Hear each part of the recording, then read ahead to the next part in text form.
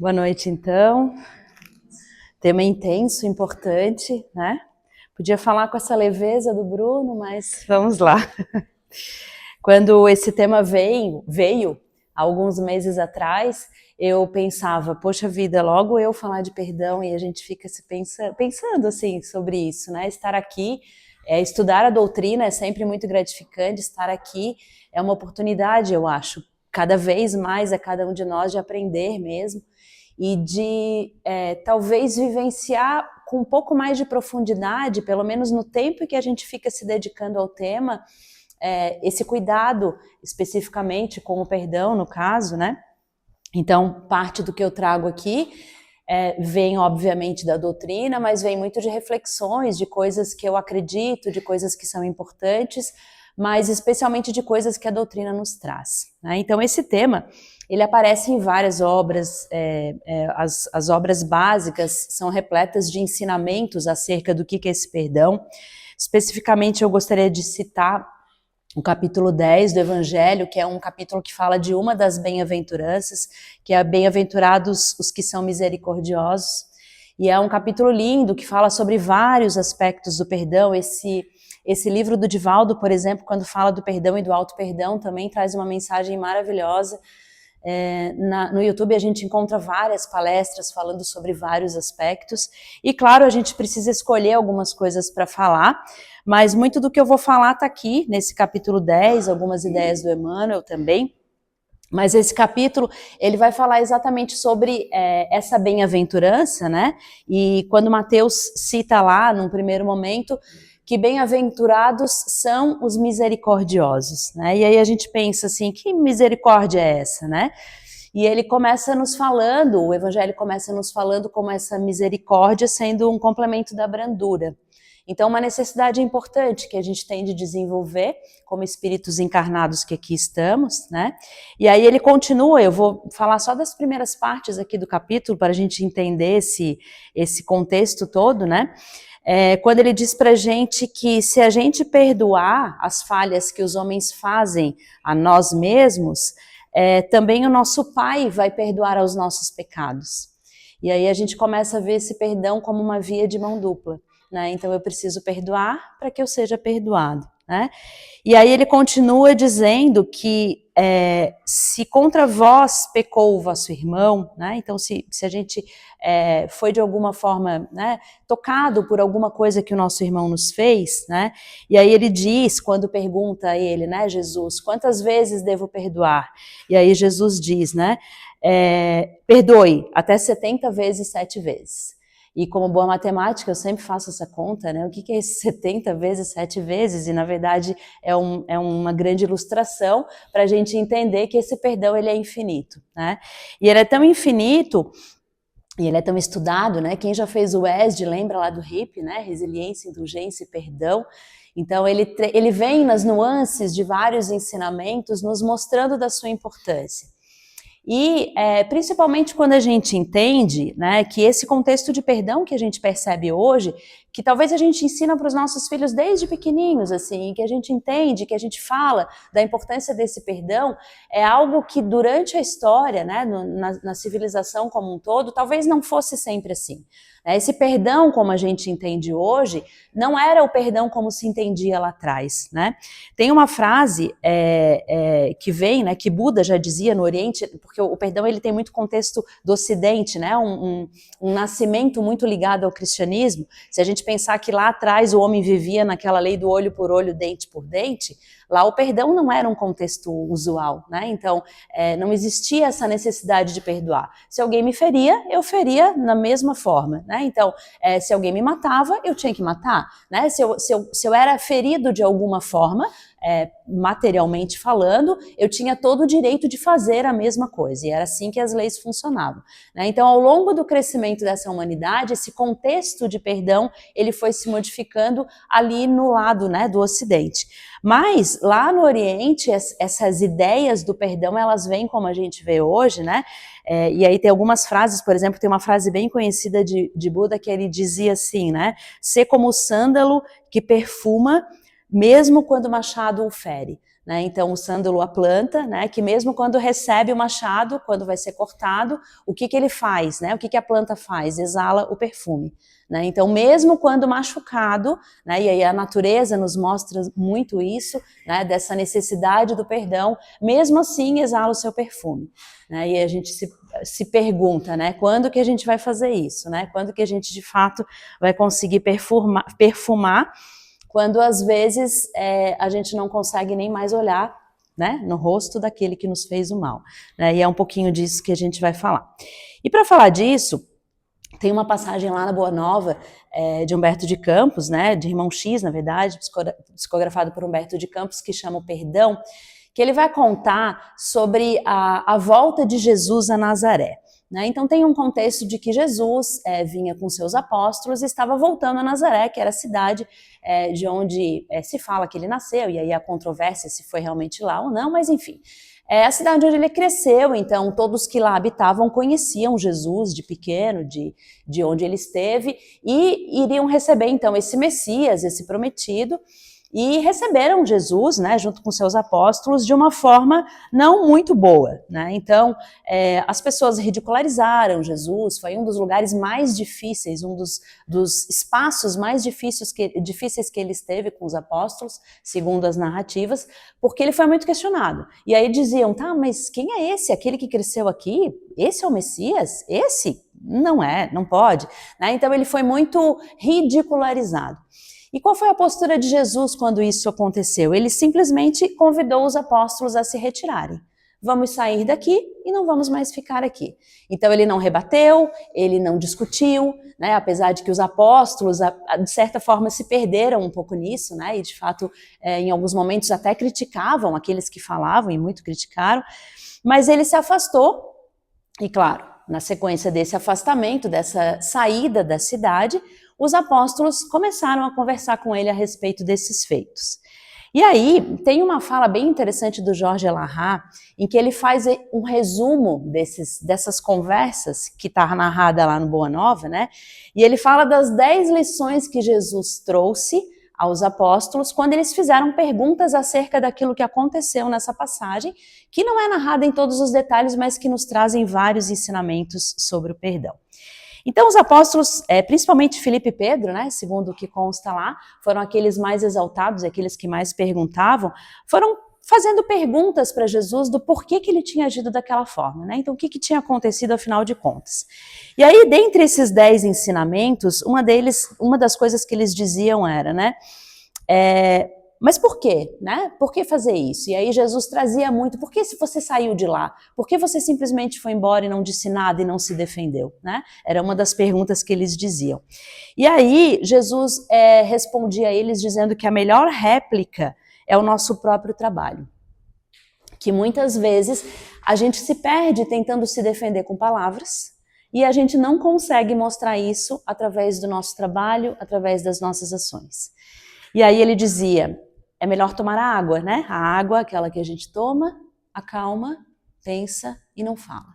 Né? Então, para muito além de a gente debater, de a gente discutir, de a gente se perder em discussões infindáveis, talvez seja o momento, e era o momento, de se retirar.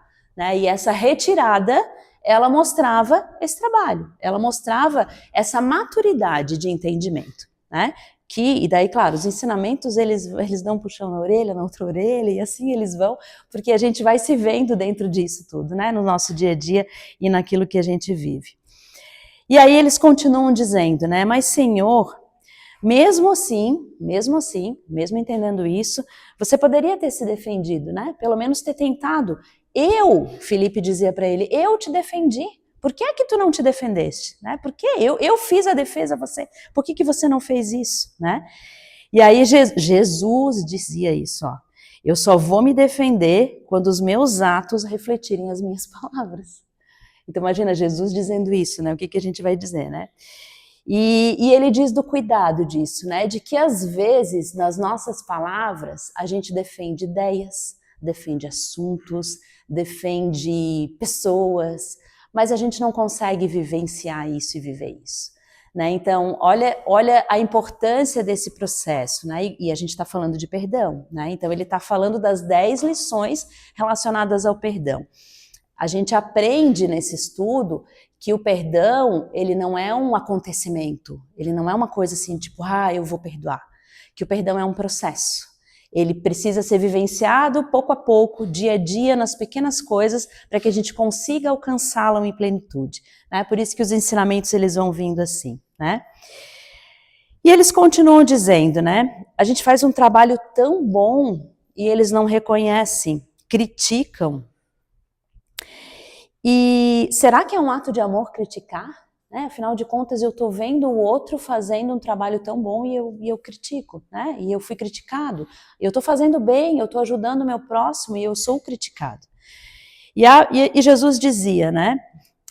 Que os elogios não nos atestam que estamos certos. Então, quando a gente é elogiado, não significa que a gente está certo. Olha que importante isso, né? Então, às vezes, não é porque as pessoas concordam conosco ou porque a gente aparentemente está fazendo algo bom que, de fato, aquilo é certo. Basta a gente pensar, por exemplo, ao longo da história, a gente tem uma série de exemplos, né? Quantas guerras começaram em nome da igreja, em nome de um Jesus, em nome de coisas, e as pessoas matavam por isso, por acreditarem numa coisa que era certa, né? E aí, claro, a gente não critica aqui, mas a gente pensa na maturidade desses todos que estavam lá, quantos não fomos nós, né? Que estávamos lá com a espada na mão e na linha de frente defendendo alguma coisa. Mas principalmente entender que os elogios que vêm a nós, né, aquilo que aparentemente parece correto, não necessariamente é o certo, não necessariamente nos leva para esse caminho, né, que Jesus tanto nos chama, nos reclama, nos ensina, né? Bom, e aí ele continua nos ensinamentos, eu estou aqui no quarto, né, segundo a divisão de Elahá, né?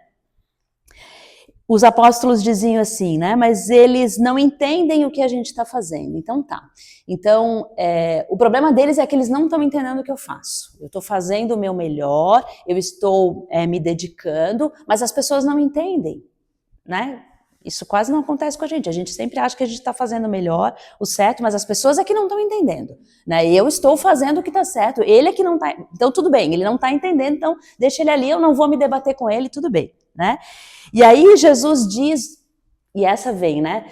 A gente não precisa se preocupar em convencer o outro. Não só pelas palavras, pelas ações, né? Mas o nosso papel não é convencer o outro. E que a gente pare de pensar ou de perder tempo desse nosso processo evolutivo se preocupando em convencer o outro de alguma coisa. Que, na verdade, a gente precisa focar, observar e entender das nossas ações, focar e observar dos nossos sentimentos para que a gente possa seguir. É claro que esse é muitas vezes um processo difícil, porque ao mesmo tempo que a gente vê isso, né, a gente sabe que a gente vive em sociedade, a gente sabe que a gente precisa viver com o outro, a gente sabe que a gente aprende com o outro, né? Então, é um limite tênue entender isso, de não se sentir também, não se tornar egoísta, né? E não pensar só na gente, achar que a gente vai seguir sem se preocupar com o outro. Não é isso que ele está dizendo. Ele está dizendo que a gente vai se preocupar com o outro, sim, a gente vai continuar focando nisso, mas a gente precisa observar muito esse limite de tempo que a gente dedica a isso. E principalmente entender que a gente não tem que agradar os homens, né? Mas que a gente tem que agradar ou a gente tem que cumprir as leis de Deus. É esse o nosso foco, né? E não se preocupar com as questões materiais. E quando ele fala em agradar os homens, é claro que a gente precisa se remeter muito a essa matéria, né? Estamos aqui como espíritos encarnados, sabemos, né, à medida em que a gente vai estudando, vai entendendo das nossas necessidades, daquilo que a gente busca. Eu sempre digo que o véu do esquecimento é como um véu, né, um véu mesmo, a gente vê, né, é como aquele tecido que a gente não consegue ver bem o que está do outro lado, mas a gente vê as nuances, vê as sombras, então a gente sabe, de certa forma, a gente sente, aqui a gente veio, mas a gente se debate nisso muitas vezes, né? Exatamente tentando agradar alguma coisa que às vezes a gente nem sabe o que é, né? E aí a gente se perde exatamente nesse processo, né? E aí, eles continuam dizendo a Jesus e perguntam, né? Você quer que a gente perdoe? Essa era a pergunta deles a Jesus, né? Então tá bom, então eu já entendi que é para eu cuidar, que eu tenho que observar as minhas palavras, entender que os meus atos precisam refletir aquilo que eu penso, né? Aquilo que eu digo, principalmente. Eu vou cuidar e não agradar o outro, e a pergunta então tá, é para eu perdoar? É isso? Né? E aí Jesus fala, né? O perdão ele não precisa ser pedido. O perdão é algo espontâneo, né? Por isso que ele é construído, né? O perdão não é algo instantâneo e não é espontâneo, né? Então é como se ele dissesse: não adianta eu pedir para perdoar. Por mais que ele diga pra gente, né? Perdoe, perdoe, é isso que ele fala. O Evangelho traz isso pra gente. O ensinamento está dito. Mas não é assim, né? Isso demanda um processo, isso demanda um conhecimento, isso demanda um cuidado de cada um de nós. Então, não adianta alguém chegar para mim e dizer assim: perdoa. Porque se a gente não sente, não vai adiantar. Esse perdão ele não vai ser espontâneo, não vai ser genuíno, né? E aí, eles continuam dizendo, né? E aí vem um contexto importante de a gente analisar.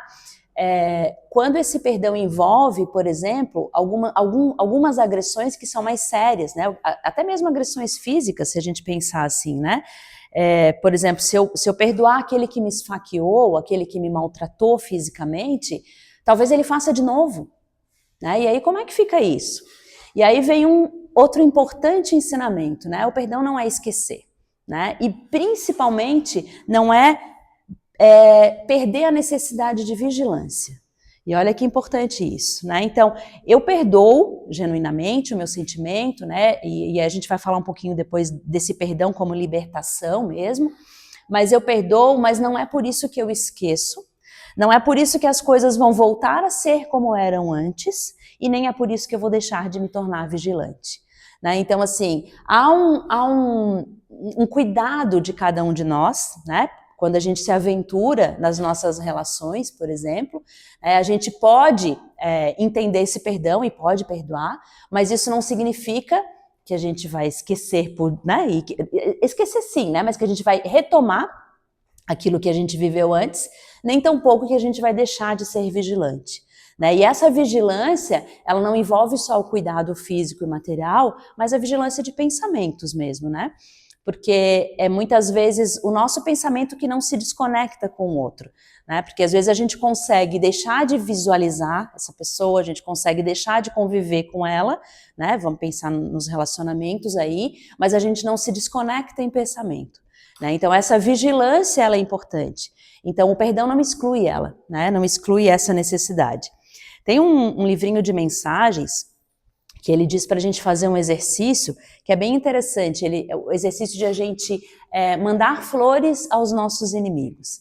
Né? Então ele diz assim, de que se a gente não consegue ainda amar os nossos, não é essa frase que está aqui, né? O que eu ia dizer era amar os nossos inimigos, né? Essa é uma frase importante, né? Amar a Deus sobre todas as coisas e ao próximo como a si mesmo, mas aquela outra tão grandiosa que diz para a gente amar os nossos inimigos, né? E que amor é esse de amar os nossos inimigos se eu não consigo nem olhar na cara dele, né? Não consigo nem chegar perto. Como é que eu vou amar? Como é que eu vou beijar? Como é que eu vou abraçar? E o exercício do perdão e o exercício desse amor, né, tem relação com isso, assim, com a gente cuidar dos nossos pensamentos, no sentido da vigilância, e quem sabe começar a oferecer flores para esse inimigo, sim. Flores no sentido de bons pensamentos, de boas energias, nas nossas preces, nos nossos momentos de oração, né, que a gente faça essa conexão e esse caminho de forma diferente, como talvez há tanto tempo a gente não consiga fazer. Né? O Jorge Elahá, ele faz até uma brincadeira, né? E diz pra gente assim, bom, a gente tem algumas opções, né? Principalmente quando a gente tem dificuldades com nossos familiares ou não, mas com pessoas próximas, né? Se a gente não perdoa, a gente tem duas alternativas numa próxima existência, né? Ou a gente vai nascer na família dele ou ele vai nascer na nossa família. O que a gente vai escolher, né? A gente às vezes quer escolher que ele nasça na minha família, porque pelo menos no meu entorno eu tenho pessoas que vão me ajudar ali, né? Já pensou se eu tenho né, o convite aí para a família dele, onde eu não conheço ninguém, não tenho afinidade com ninguém? E quantas vezes isso acontece, né? Talvez agora a gente esteja no meio de uma família que a gente não tenha tanta afinidade assim, ou não, Mas, enfim, os nossos desafios, né, à medida em que a gente vai conhecendo e entendendo isso, tem relação com esse perdão, né, com essa mudança de pensamento de faixa vibratória, com aquilo que nos acontece, para que a gente consiga entender melhor, né? E na continuidade, né, o Pedro questiona ele, né, tudo bem, eu vou perdoar, então tá bom, mas não faz sentido nenhum eu perdoar se o outro não se arrepender. Eu não consigo entender isso, Pedro dizia para ele, né? Como é que adianta eu vou perdoar e aí o outro não se arrepende? Não vai adiantar de nada, o processo não vai fechar, né? Só que o perdão não importa em relação ao arrependimento do outro, né? Iludidos somos nós quando a gente pensa que para que o processo de perdão aconteça é necessário que o outro se ajoelhe na nossa frente e peça perdão, né? Que o outro venha e diga, me perdoa, eu fiz errado. Na verdade, isso de nada adianta, né? Porque se o outro vai mudar ou não vai mudar, não é processo meu, é o processo do outro, né? E o perdão, ele não passa por isso, ele não passa pela necessidade de o outro se arrepender. Porque talvez os tempos que a gente esteja vivendo, né, o amadurecimento de cada um de nós é diferente. Eu lembro sempre daquele exemplo da criança, né? Quando uma criança faz uma birra na nossa frente, dependendo da idade dela, a gente releva, não releva e pensa assim, tem só 4 anos, só 3 anos, né? Tá fazendo uma birra desse tamanho, mas a gente sabe que é por causa da idade, a gente sabe que é da dificuldade. Mas se um adulto fizer isso, a gente já pensa, não, né? Se o adulto fizer a mesma coisa, o que acontece nesses processos, né? Se a gente avalia a criança e a gente naquela situação, o nosso amadurecimento é completamente diferente, né, daquela criança que está ali, daquele espírito, pelo menos enquanto encarnados nessa existência, né? Então vamos pensar que a gente já entendeu, não é porque a gente é superior ou porque a gente é mais velho, né, mas é porque naquele momento a gente compreende melhor aquela situação, né? Então o processo de perdão, ele passa por isso. Quando a gente não consegue se colocar no lugar do outro, a gente não consegue perdoar. Quando a gente não consegue entender, é claro que eu não preciso entrar a fundo naquilo que o outro teve, né, como motivos para fazer aquilo para mim, não é isso que eu digo. Mas quando a gente não consegue se colocar no lugar deste outro que fez aquilo para mim, a gente de fato não perdoa, né? E esse perdão e esse outro, né, vale destacar que muitas vezes somos nós mesmos, né? Porque o perdão, ele não é só para o outro, né? O perdão é para a gente mesmo, né? O perdão por isso que o Divaldo fala do perdão e do auto-perdão. Dá para fazer outra palestra só sobre o auto-perdão, mas eu vou focar no perdão hoje. Mas é importante a gente entender isso também, né?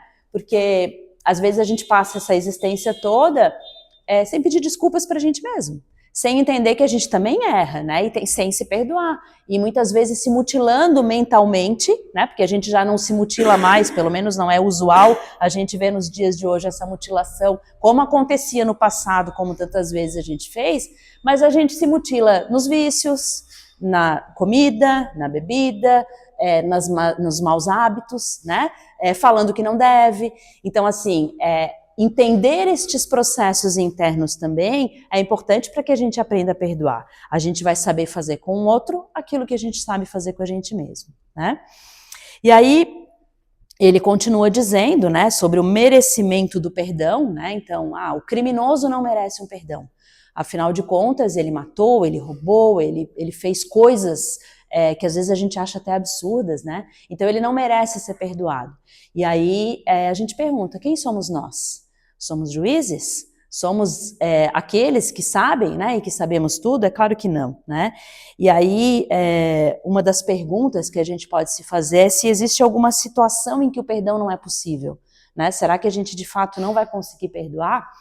E aí a gente pode trazer a analogia daquela pergunta, né, que tem lá no Livro dos Espíritos, que é se existe ou se tem alguém que não é capaz de fazer a caridade. Né, tem uma situação lá que é tratada sobre isso.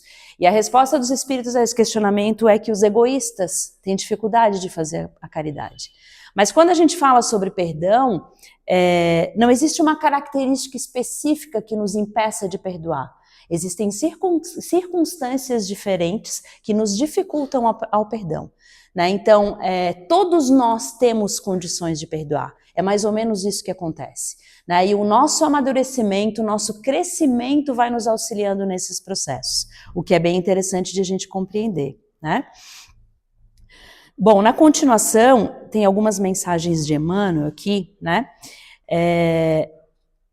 E que daí tem relação com essa questão de libertar o outro, né? E uma frase que diz assim, se você não é o que te feriu, você é o que escolheu fazer com isso agora, né? Então, vamos pensar nisso, né? O perdão, na verdade, ele é quase que uma necessidade terapêutica, né? Ele está relacionado a esse trabalho que a gente precisa fazer, né? E que a gente precisa cuidar. Então, se a gente se sentir responsável, né? Eu sou o culpado, ele fez aquilo porque eu estou errado. O caminho não pode ser nesse sentido, né? A gente tem que cuidar com isso, com o que a gente faz daquela circunstância que nos levou àquela dificuldade levantada. E aí o cuidado mais importante ainda, né, de que se a gente não perdoa, a gente acaba tendo que lidar com algumas consequências dessa falta de perdão, que estão relacionadas a doenças físicas, doenças psicológicas, e uma série de coisas, e às vezes a gente não se percebe, né, não percebe que isso pode acontecer, né, até mesmo a conexão com espíritos que não querem as coisas funcionando, né? E a gente sabe que a gente vive num mundo bastante conturbado, né? A gente sabe que a influência da espiritualidade tem sido bem forte, não que isso explique as nossas carências e dificuldades, mas é importante que a gente observe, né? Então, quando a gente abre o canal do pensamento, rapidamente a espiritualidade se aproxima e a gente, às vezes, nem percebe, mas a gente já se vê dominado por uma ira maior, por um ódio maior, né? Por uma vontade maior de esganar aquele que fez aquilo que eu não queria que tivesse feito, né? E o que a gente precisa cuidar, né? Primeiro entender que perdoar não é sobre esquecer, né? Que a gente precisa acolher as nossas raivas e os nossos ódios, porque eles existem, né? Não vai dizer que agora não existe, né? Não vai odiar, não vai achar ruim, porque a gente sabe que isso existe. Então é preciso que a gente acolha esses sentimentos, que a gente cuide deles para que a gente possa partir para o processo do perdão. Né, que como Jesus nos diz, não é instantâneo, não é de uma hora para outra. Né, a gente não vai conseguir perdoar assim de uma hora para outra. Até porque quando a gente começa a pensar nesse processo de perdão, é como se a gente ficasse na espera, né, de que o outro vai fazer a mesma coisa daqui a pouco. Né? A pessoa faz alguma coisa que a gente não gosta, a pessoa pede desculpa, a gente diz, tá bom, eu vou te desculpar. O que a gente espera mentalmente? Que daqui a pouco ela vai fazer a mesma coisa. A gente fica, parece que, atento àquilo, só esperando, né? Como um animal que fica esperando alguma coisa acontecer para abocanhar e dizer, ó, tá vendo? Eu sabia que isso ia acontecer. Não é esse perdão, né? Não é esse perdão que liberta. O perdão que liberta é diferente. O perdão que liberta é o perdão que acolhe. É o perdão que deixa o outro seguir e diz, vai e segue, porque eu perdoei, né? Porque tudo bem, agora eu não posso seguir contigo, né? Porque às vezes a providência divina ela é tão intensa nas nossas vidas que ela faz isso. E ela diz pra gente, olha, segue o teu caminho e por enquanto tu não consegue seguir com esse irmão, mas tá tudo bem. Perdoa e deixa ele ir no tempo dele e tá tudo bem, né? A gente não precisa caminhar o tempo inteiro juntos. A gente precisa caminhar sim, né? Então perdoar é isso, é deixar o outro ir no tempo dele, sem que a gente tenha que agarrar junto e dizer vem comigo, porque tem que ficar junto, porque não é assim que funciona. Né? O amor não é desse jeito. Lá Abigail diz a Paulo, né, lá no Paulo Estevão, as 4 palavras que eu acho que são importantíssimas, né, que é o ama, trabalha, espera e perdoa. Olha só como é lindo a gente pensar nisso, né? São 4 coisas, são 4 etapas importantes e o perdão está lá no final, né? Ele não vem antes. Então, Abigail dizia, né? Ama intensamente, trabalha, mostra com os teus atos aquilo que tu aprendeu nesse amor, né? Espera no sentido de amadurecer, de entender, de compreender, aí sim tu vai estar pronto para perdoar.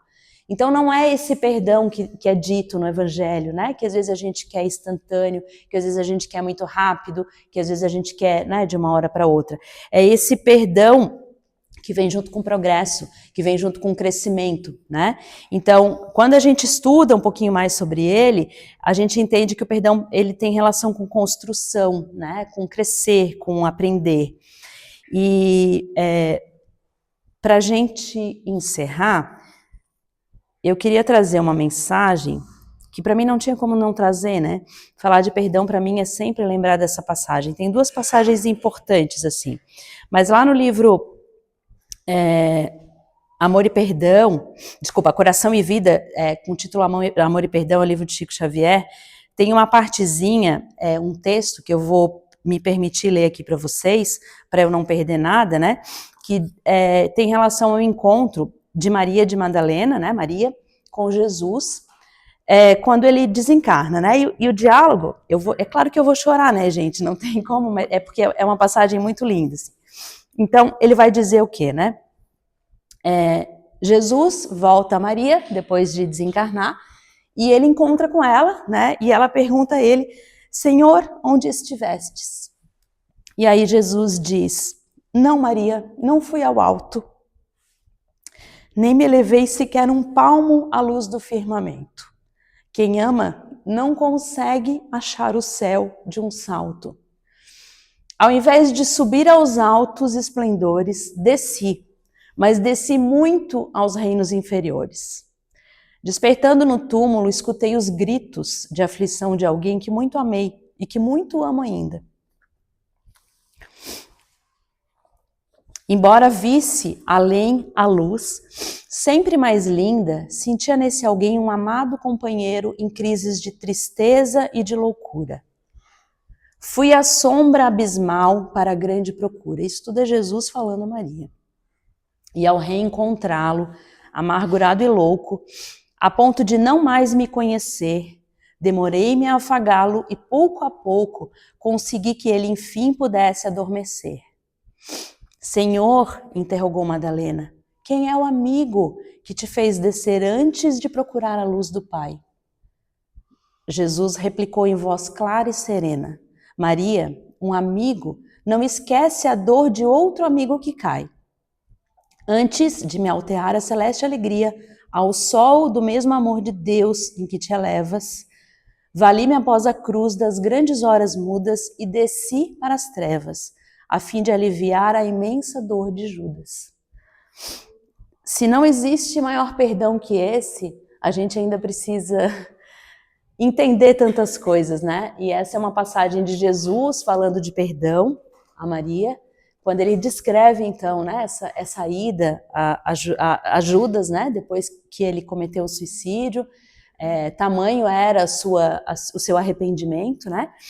E depois tem outra que é mais linda ainda, que daí essa sim eu não vou conseguir ler, que é o encontro de Maria com Judas, fica o convite à leitura, né? Quando Maria chega a Judas e a mãe de Jesus, né, vai resgatar esse espírito que está lá, em profundo arrependimento com aquilo tudo que aconteceu, né? Mas ela, com grandiosa, né, amorosidade dessa mãe, vai lá resgatar esse espírito, né, que não a reconhece, que não sabe quem é e que questiona que mãe é essa, né, que ainda vai atrás desse filho, de um filho que nem é filho dela, né, e ela está lá a dizer a ele que Deus sempre perdoa, né, e é com essas mensagens que a gente precisa entender que o exercício do perdão ele é muito individual, né, ele é muito necessário para que a gente cresça, né? Então, são exemplos que a gente pensa assim, poxa, mas eu acho que eu nunca vou chegar lá. Mas eu nunca vou chegar lá se eu não tentar, né? E se eu não partir do pequeno, do passo a passo, dessas pequenas conquistas e principalmente comigo mesmo, né? Então, se Jesus perdoou Judas, como é que eu não vou me perdoar, né? Se Jesus perdoou Judas com essa grandiosidade, como é que eu não vou seguir esse exemplo e pensar que às vezes é tão pequeno aquela raiva que eu fico do outro, né, aquela necessidade que eu tenho de estar certo a todo modo, né, de não abrir mão do que eu penso, do que eu sinto, né? Às vezes vale a pena, deixa, vamos lá. Né? E não é um deixa porque eu sou melhor, porque eu já entendi a doutrina espírita, ou porque eu já sei o que é o amor e porque eu acredito em Jesus. É um deixa porque, de fato, agora é o momento de eu crescer, de eu entender. Né? Agora é o momento de eu libertar o outro e vamos seguir. Né? Então, que a gente leve esses ensinamentos para o nosso coração, o convite à leitura é sempre importante, né? E que a gente entenda desse perdão diário, desse perdão necessário, desse perdão que acolhe, que nos traz, né, a esse incentivo a refletir mesmo acerca desses tantos ensinamentos que nos ajudam a crescer com certeza. Agradeço a todos, que Jesus fique em nossos corações e que a gente tenha um bom restinho de semana. Obrigada.